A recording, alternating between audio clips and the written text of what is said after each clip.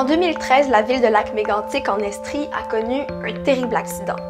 Pendant la nuit, un train transportant du pétrole a déraillé en plein centre-ville, tuant 47 personnes et déversant dans la nature 6 millions de litres de produits pétroliers. Le centre-ville de Lac-Mégantic a été complètement détruit par cette tragédie. Et qu'est-ce qu'on fait quand quelque chose est détruit? Eh bien oui, on reconstruit. Et les habitants de la ville ont décidé de se servir de ce drame pour faire les choses différemment.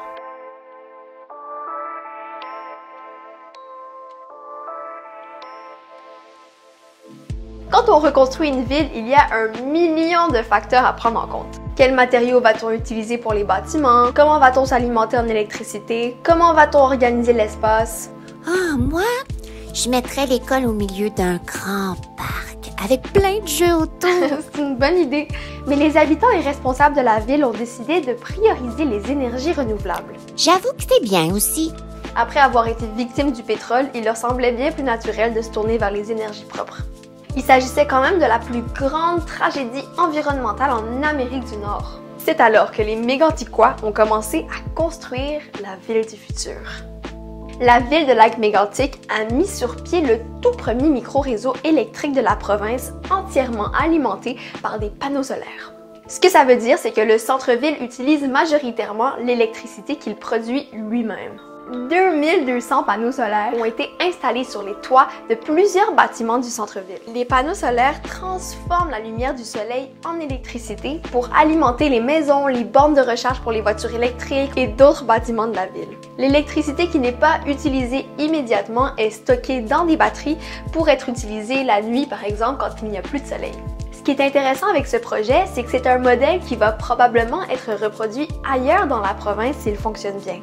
Avec un peu de chance, dans quelques années, quand on pensera à Lac-Mégantic, on pensera à ville innovante plutôt qu'à ville de la tragédie.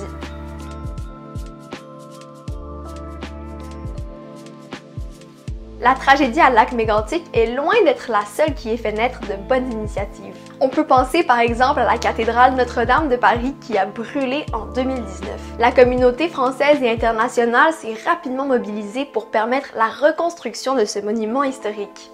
Et les dons collectés ont atteint 842 millions d'euros.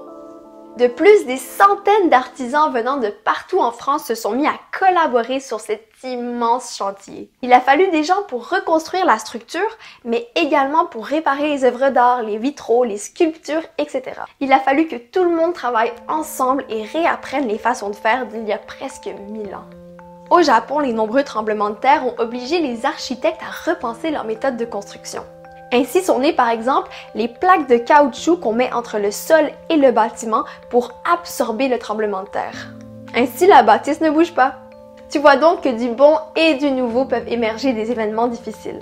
En vérité, le corps humain en est le premier exemple. Notre système apprend des virus qui lui rendent visite pour améliorer son système de défense. En fait, c'est grâce aux virus que l'être humain et tout ce qui vit sur Terre évolue.